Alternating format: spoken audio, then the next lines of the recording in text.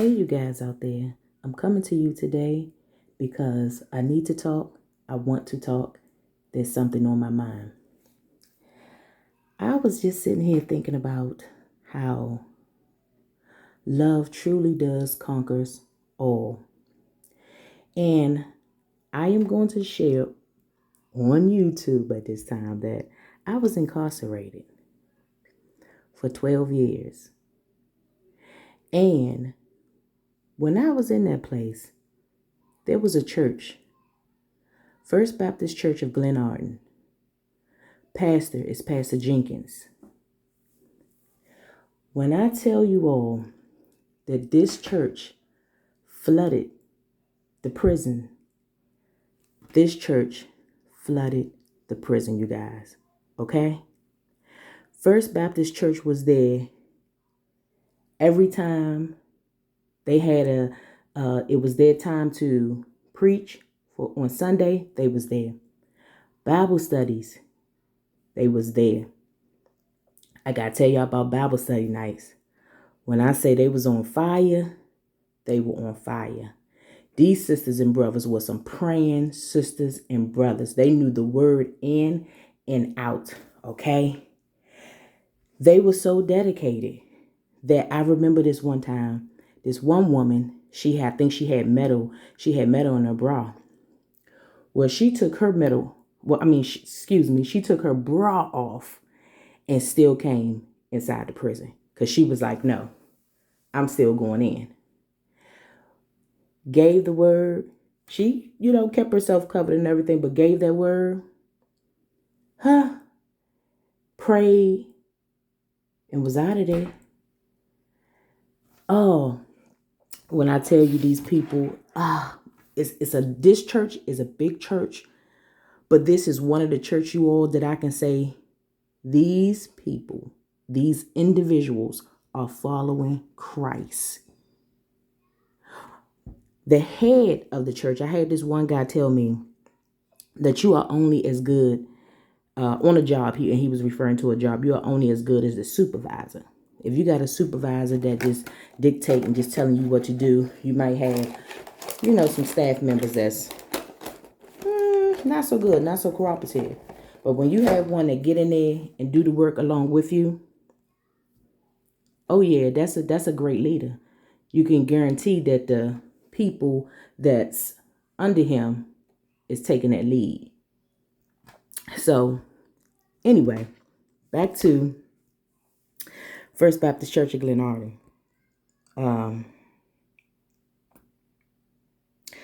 There was another situation where this one this Pastor Miller was his name. I don't remember his first name, but he had passed away. And he had came in and he had shared his testimony. He was from the islands, how he was out there cheating on his wife, how he did any and everything. He said he bought boats and yachts and everything and just had all the women, would have parties and stuff. And his wife, was at home, and waiting for him to come home. This man's story I'll never forget, because he said he asked his wife, because he turned his life over to God and just went full force. He did not turn back. He didn't look back. And he said he asked his wife, why did you stay with me? Because I wouldn't have stayed with myself. And he came out and he said his wife shared with him because she loved him. She loved him. That story, when I say changed my life, it hit my heart, everything. I was so overwhelmed, like tears just came to my eyes, because that woman stood in his chaotic stuff, keep cheating on her, and she still loved him. Her love did not waver. When I say that's amazing, it's amazing only because I'm seeing so much in society where people are we're giving up. We're giving up. We're not standing on anything. And it's kind of sad. I'm kind of guilty of it too, because I got into my mess and dealing with, my own situations. And just kind of dropped the ball, but I make no excuse for what I did. So I just have to do better at what I'm doing now. So, okay, I'm going to go back to Reverend Miller. So he shared that story, and then he had even got sick, got cancer, and he was still coming into the prison. And I know for me, I didn't know that the man was sick. When I tell you that's love, it's love. It's like as I'm talking, I'm kind of going lost for words at the same time, because who does that? But someone who has real love in their heart. This man was sick and he was still coming to the prison to make sure he shared the word of God with us. And I remember maybe like the last 2 times before he didn't come again, he had came and whispered something to me. I don't even know what he said. I heard him say, the first thing I heard him say was, "It's going to be okay." And he looked at me. He said, "It's going to be okay." And I just cried. And he started saying some more. And you guys, I don't know what he said to this day. And sometimes I still keep thinking about it. Like, what did he say to me? Why couldn't I hear him? And then I got pulled, like afterwards, after the Bible study was over, I got pulled over. Like one of my buddies, she was just like, that man been coming in here for years, Tia, for years. And he's never, ever pulled anyone over to say anything. That is love. The love of Christ. He did not even like know me from a can of worms. Like he just was coming into the prison and sharing the word of God. It's almost like our love met. And I'm not talking about anything sexual. This man was a true man of God. He never did anything out of the way to say anything out of the way to anyone, or did anything. He came in there with a fresh name and left out a fresh name. But anyway, I wanted to share this before I end up forgetting, because I'm getting so excited. He, the last 2 times, before he, when I didn't see him anymore, what happened was he got even sick and he passed away. But do you know, I had the Christ-like love that I had for this man. They never shared with me that he passed away. It took them like months before they shared that. And when they actually shared it with me, and actually it was another pastor, her name was Reverend Miller too. She was a woman. They wasn't married. This one wasn't his wife. And they used to fuss sometimes too. But it was like a Christ-like fuss, because I don't care how mad she made Reverend Miller. The female Reverend Miller made the guy. He ain't pay her no mind. He keep right on going, giving a word like she'll calm down in a minute. She'll be fine. That's love. Oh, you guys, when I just tell you, they was just a blessing, man. If anyone is moving to the DMV area, go check that church out. Go check it out, because it's a big church. It's huge. But when I tell you, this is not one of those big churches that, the people just come and go. You don't hear from them. Like, if you go and sign up for their church to be a member, they going to call you. And they going to consistently call you and check on you. That's what the church is supposed to do. I don't care how big you get. This church is on top of their game, okay? They are doing everything that a person who wants to feel loved should do. And it's genuine, you all, because you feel it. When they talk to you, they ain't trying to give you no type of, I know I've never had the experience with them where they tried to give me some type of game or swindle or manipulation to get me in or pay money or something like that. They real, y'all. They real. It's another church that started busting down the doors too. Jamal Bryant's church.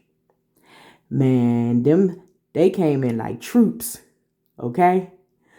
So they was busting it down for a minute too. Coming in there praying. I mean, they would be deep. Jamal Bryant, his sermons, his sermons was so good, you guys. I mean, it's like that word touched every person, even the officers, okay? You had police officers on the security guards on the side of the wall crying. Like, what? Shh. Yeah, the power of God. Jamal Bryant, yeah, he wasn't no joke. And the people that was following him too, nah, they were real soldiers. They like, come on, you ready? Cause we ready. We suited up. We got our full armor on. That's how they came up in that thing. So just kind of sharing with you all that love is real. Okay? Especially the love of, oh man, when you following Christ and he give you that love and joy, it's nothing in this world that can touch that. Nothing. Listen to this with First Baptist Church of Glenarm. They even had in different positions in there, like I think one of the, what was she, social workers or counselors? She went to First Baptist Church of Glenarm. I think one of the ladies that worked in the kitchen, she went to First Baptist Church of Glenarm.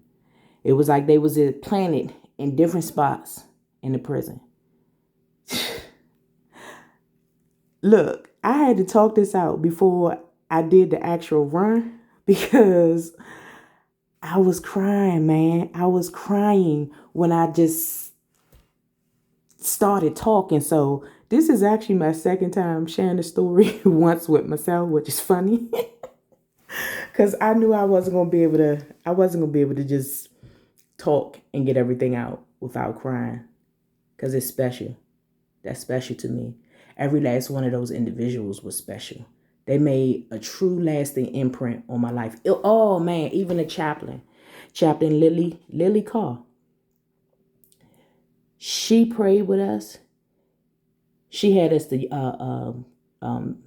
use the phone in her office, call home, or if home, our family may have, called us because, maybe they thought something was wrong, needed to hear from us. Shh. Chaplain Carr was there. Hey, call so-and-so. Come up to my office. Go to her office. Talk to your family. She'll pray with you. Look, then they had these days where you got the radio. So shoot, look, you get the radio, you hear your little Christian, you listen to your Christian CDs. Oh man, you be jamming like, okay. I'm smiling, you guys, because I don't know it's like. I don't know. Trying to find more words or more stories to share with you all this